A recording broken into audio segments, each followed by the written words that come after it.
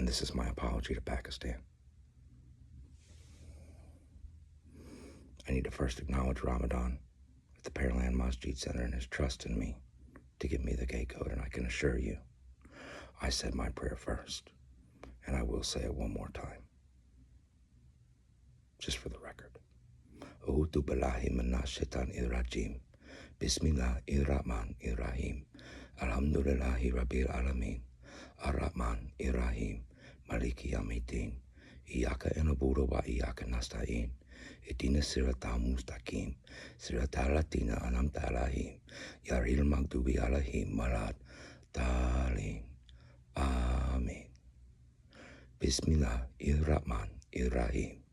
Inna atainaka al-kautsar fasalli li rabbika wanhar. Inna shani'aka huwal abtar. Allahu Akbar. Subhana Rabbiyal Azim. Subhana Rabbiyal Azim. Subhana Rabbiyal Azim. Sami'a Allahu liman hamidah. Rabbana wa lakal hamda. Allahu Akbar. Subhana Rabbiyal A'la. Subhana Rabbiyal A'la. Subhana Rabbiyal A'la. Allahu Akbar. Rabbik firli. Rabbik firli. Allahu Akbar. Subhana Rabbiyal A'la. Subhana Rabbiyal A'la. Subhana Rabbiyal A'la.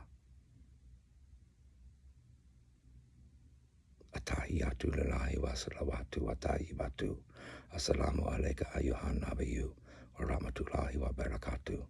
Assalamu alayna wa ala ibadillahi salihin. Ashhadu an la ilaha illallah wa ashhadu anna Muhammadan abduhu wa rasulah. Allahumma salli ala Muhammad wa ala ali Muhammad. Kama sallaita ala Ibrahim wa ala ali Ibrahim innaka Hamidum Majid. Allahumma barik ala Muhammad wa ala ali Muhammad kama barakta ala Ibrahim wa ala ali Ibrahim innaka Hamidum Majid. Assalamu alaikum wa rahmatullah. Assalamu alaikum wa rahmatullah.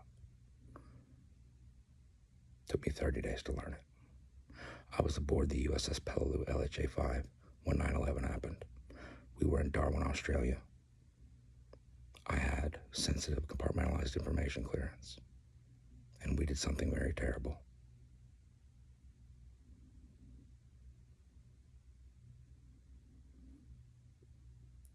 We bombed Pakistan with those Tomahawks. I watched the bombs go off. From a 50 cal, the USS Peleliu's motto is Pax Per Potens, peace through power. What a terrible idea.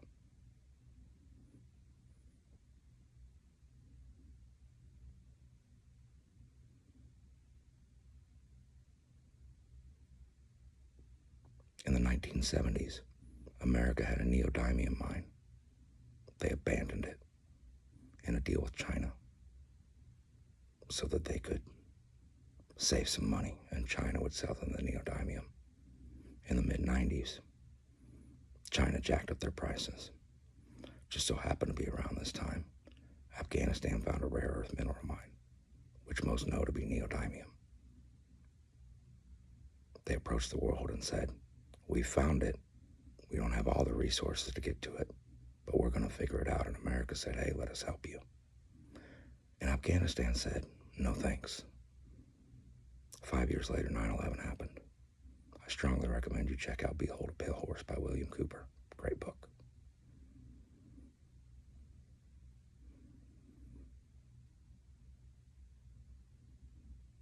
We did 139 days straight out to sea. Assalamu Alaikum, Kanan. We marched directly to the border and the sea front of Pakistan, the only thing protecting Afghanistan. And then we launched Tomahawks on Pakistan, not Afghanistan. My ships that we protected were the USS Comstock and the USS Dubuque. One of those two launched the Tomahawks. For those of you that may know, very few know, one of those Tomahawks failed and fell into the water. Some guys had off my ship had to go get it back, so nobody else found it and stole our technology. I witnessed the bombs hit Pakistan. I witnessed the explosions. The wind hit me and I could smell the smoke from my 50 cal.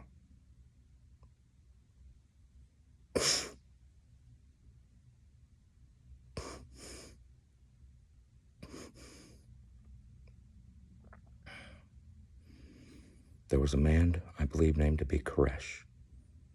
Many things are blocked from my memory. It's a symptom of PTSD. He slept directly beneath me aboard USS Pello LHA-5. Directly across from us was my battle buddy, Personnelman Samuel Welch.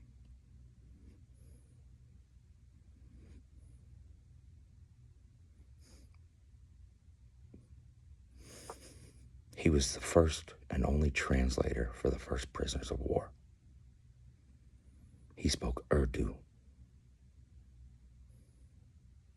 The first prisoners of war were Pakistanis.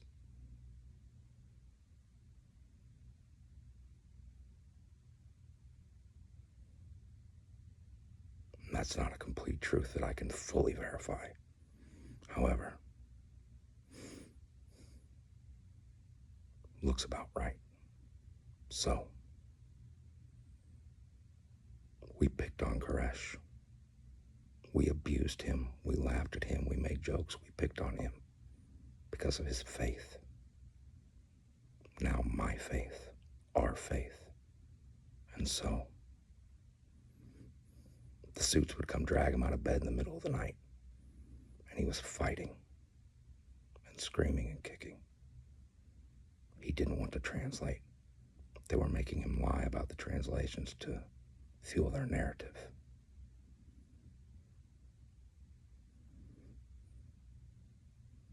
When the Marines brought the first prisoners of war on board the ship, I was security on the deck, on the flight deck, with my 9mm on my side.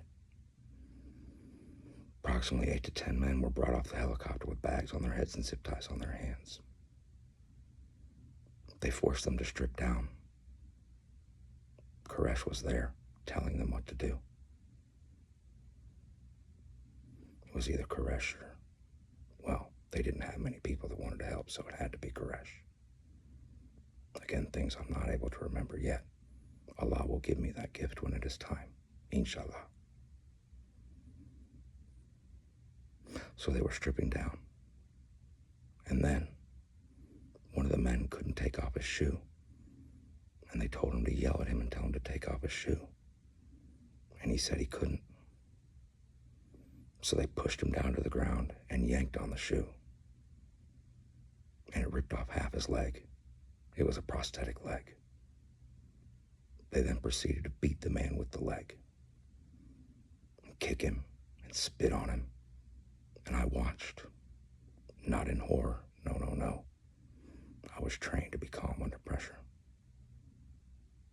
I just held security for the edge to make sure they didn't run off. So then, time passed. Koresh did his translations, and one day he disappeared. Pretty sure they threw him over the side of the boat. So Pakistan, no one else will say it to you. No one else wants to own up. No one else wants to have the honor, courage, or commitment to say this to you, and I will say it very clearly. I'm sorry. I'm sorry for what we did. I'm sorry for the part that I played in it. When they launched the Tomahawks, everybody was watching and they all clapped and cheered. Except for me.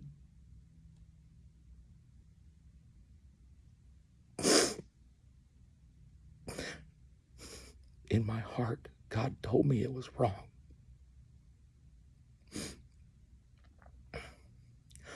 I received my sensitive compartmentalized information clearance on September 5th, 2001. And that's no accident.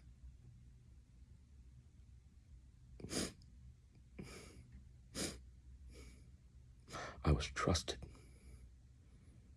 because I'm a good man. cannot continue to live in this world without the truth being told. When the 15th Marine Expeditionary Unit marched through Pakistan, they marched into Afghanistan, and they went to that mine. Pretty sure it's neodymium. May have been cobalt. Someone can fact check that. Afghanistan doesn't like talking about it, though. That's a very well-kept secret now. However, many people do benefit from its resources. Just not America. So then, they took out a 100-year lease. A man leased them the land.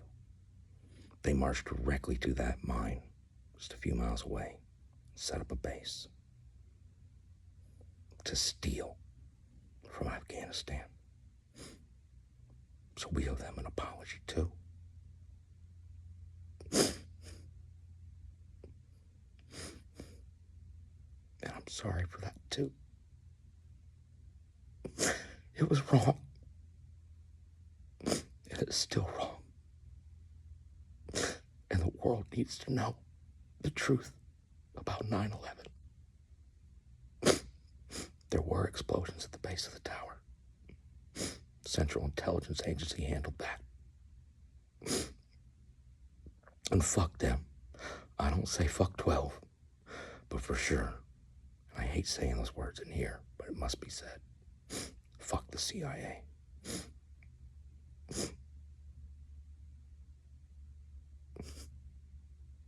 I'm furious. We're doing it again. It's all about the money. They say, don't poke the bear. President Donald J. Trump, you have poked the bear, and you have made a mistake. You are wrong. You are not practicing spiritual principles, and I'm going to show you those now.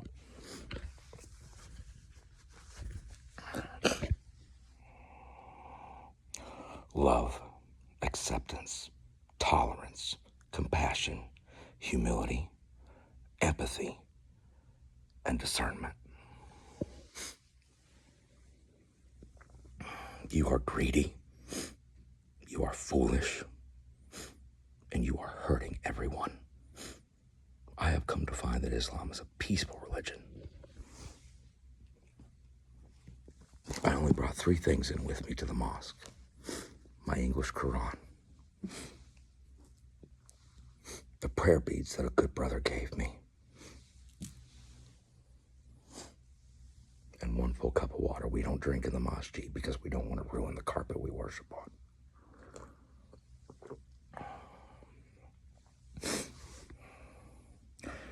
Jihad does not mean holy war.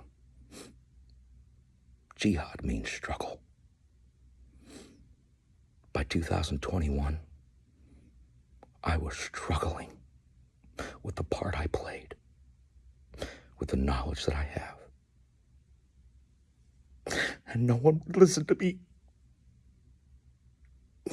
Everyone thought I was crazy, and I was. I was on the wrong side of heaven. Yet I remember everything. So in 2021, around March, I decided that I could not make a decision about the Muslim and Islam faith, the Islam practice, until I read the book for myself.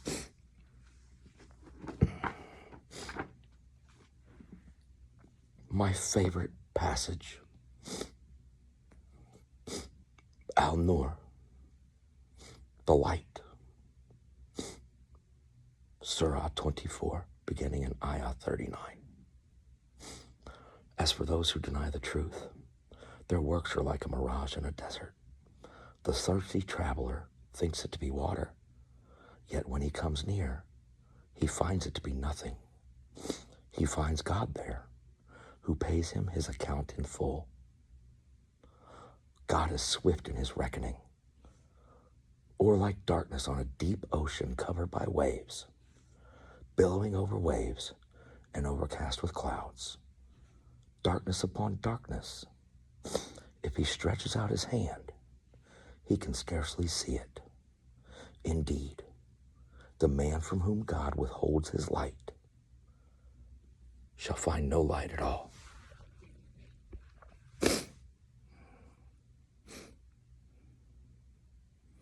There are 33 degrees of Freemasonry, and then another 33 degrees to bring you to 66 degrees of Scottish Rites. I am a pure white. My mother's maiden name is Malik. It's a village in Germany. I came to understand 99 degrees, which in my study is about where Jesus got to, peace upon him. And then I prayed. And then I begged whatever it was out there that I still didn't understand. In around 2013, I said, please, whatever you are, whatever's out there, use me, infect me, fill me up, and I will be a willing vessel and do whatever is necessary. Just use me. I was looking for a purpose. And I laid down and went to bed, and at 2:41 a.m., it hit me like a lightning bolt. And I had a vision of James Byrd being dragged in chains in Vidor, Texas, by the Ku Klux Klan. I am, where is it?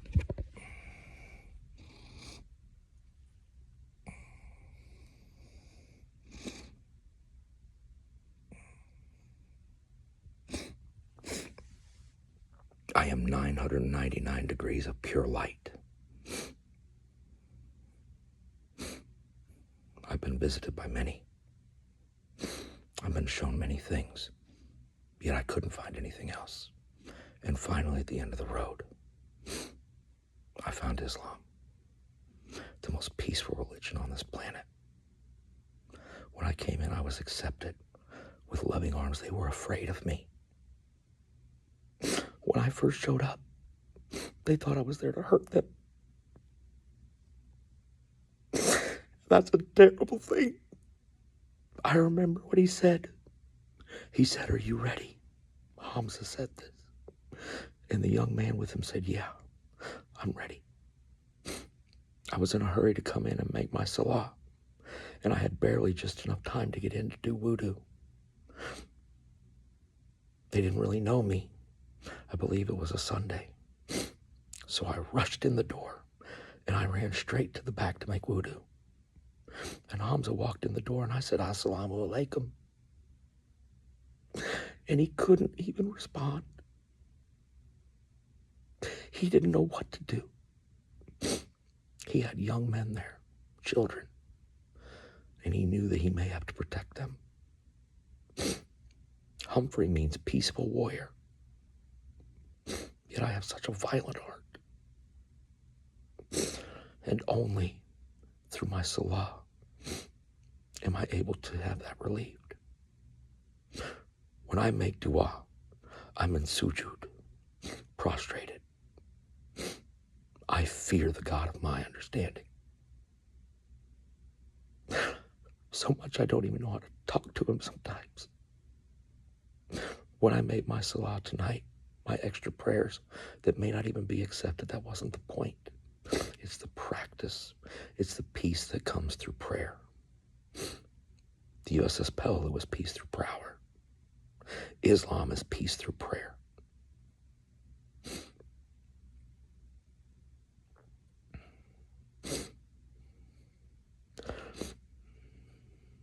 I met a beautiful man today, a Pakistani man named Obaid. I brought a new brother in today, brought him to Islam. His name is Tyler. And Obaid advised him, just take it slow. It's a journey. Just make one prayer a day.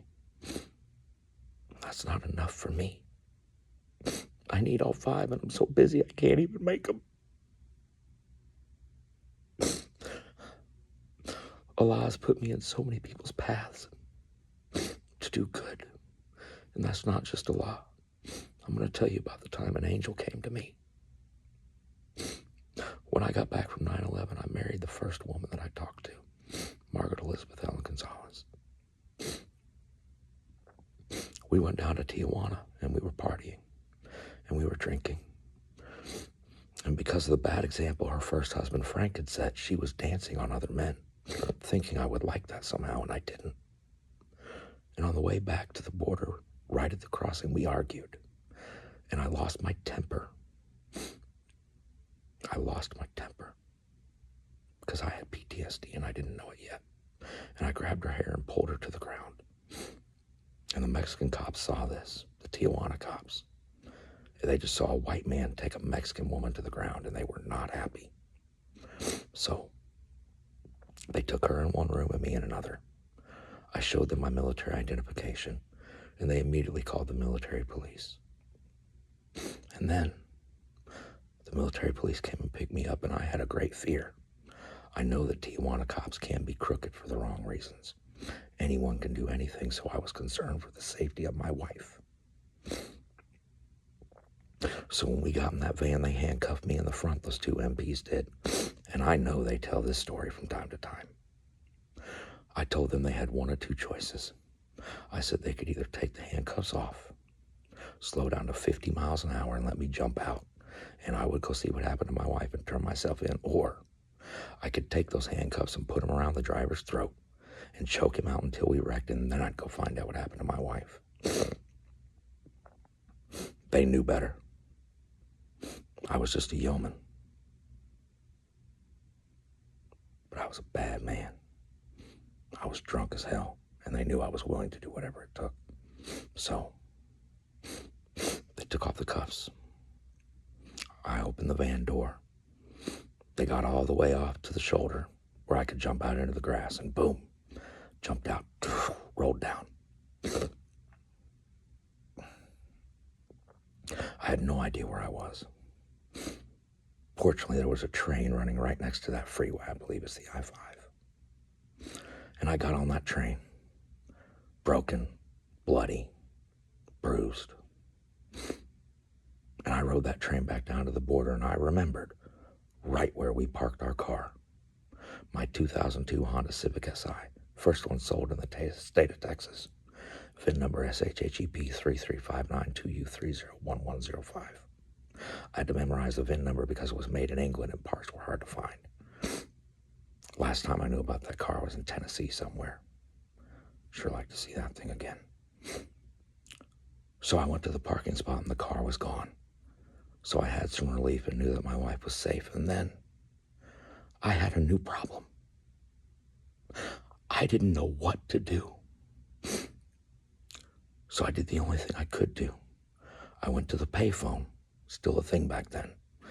No real cell phones in 2002. And I called the two numbers I have memorized, Mom and Dad. Nobody answered. I called collect. I had nothing. Cops took my cash. Tijuana cops did. Mucho dinero es muy bueno y de nada. So then,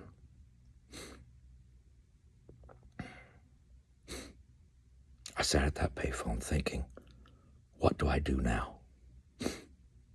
Christianity was forced down my throat as a kid. I never really prayed to God. You can't force anyone to anything. If you use force, you will only meet more resistance. And all of a sudden, out of nowhere, an angel appeared. A young black man. I don't like saying African American. Pretty sure he was a Moor. And I have read the Circle 7 Quran. Much love to Felix Netherland. Thank you for the gift of the adult. He invited me into the chamber, and that was part of my awakening. So this young black man walks up to me, and he looks at me and he says, "Hey, man, looks like you had a rough night. Where are you trying to get to?" And I said, "Man, I can't lie, it's a long way. It's Escondido, it's like 90 miles. And he looked at me and he said, "Come on, bro, I got you." So he walked me to his old Monte Carlo. Opened up the trunk, wooden speakers in the trunk. He handed me a bottle of Hennessy and a blunt. Now, I'm a military man, so I know I can't smoke that blunt. Thought didn't even cross my mind. However, I did have some of that Hennessy. I don't drink anymore, though. Clean and serene, just a little over 30 days.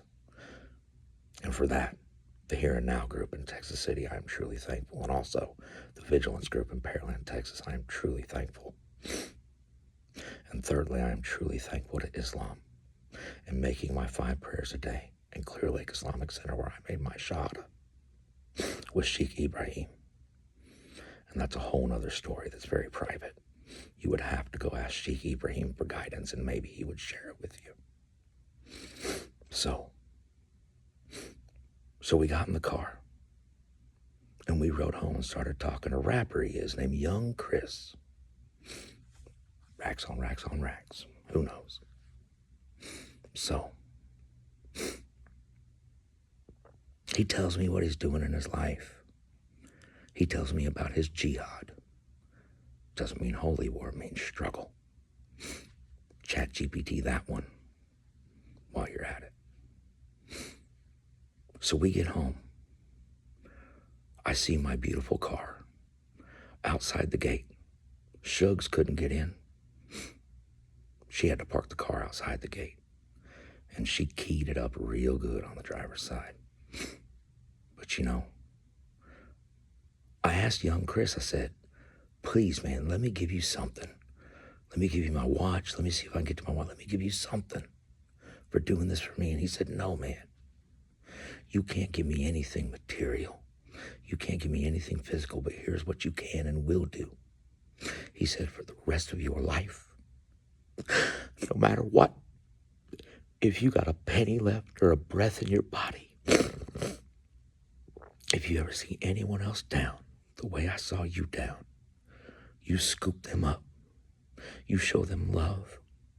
You show them acceptance. And he didn't say all this, but he meant it with his heart and with his true spirit. You show them love, acceptance, tolerance, compassion, humility, empathy, and discernment. And you do that for me for the rest of your life, and we're good. And I have lost everything I owned and started over with nothing but the clothes on my back 7 times since that day. Maybe a little, but not much. Most of those times, however, I have started over 7 times. I have been thrown away from everyone and everything, yet most of that was due to my addiction because I was putting drugs on my feelings. My sponsor, Howard, says, don't put dope on your feelings. Put recovery on your feelings. And I do that. I listen to my sponsor. I went to meetings for 23 years before I saw a sponsor raise their hand and looked at me and said, yes, I can listen to him, a black man, even though I'm a pure white and I'm supposed to think differently. Nikola Tesla said, to understand the secrets of the universe, you must think of everything as frequency and vibration. There's a few more things you must think of. I'll leave that to the scholars. I am so thankful for all the people whose path I have been put on, that I have been able to bless the way young Chris blessed me. Even though it never looked like it to most, I never lost the core values of honor, courage, and commitment. Today, though, I practice some new things, some new beliefs. A clean house allows for an easier path to a clean mind. If your home isn't clean, your mind gets cluttered. If your house, your chamber, if your temple isn't clean, neither is your mind. My dad taught me a few basic core values when I was young. First thing I ever had tattooed on my hand, DTRYDHT. Don't take risks you don't have to. The second thing my young apprentice Joshua Harris, young drum, tattooed on me is PYB. Pick your battles. And the third thing he tattooed on me,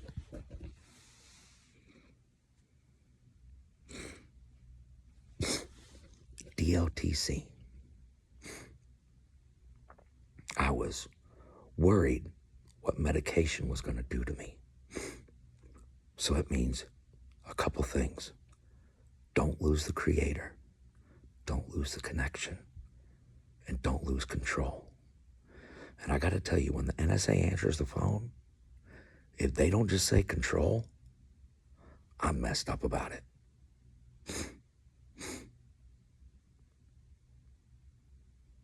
So I've had ups, I've had downs, I've had ins, I've had outs. What I do know is this. If America does not stop stealing from everyone else, we're going to have nothing left.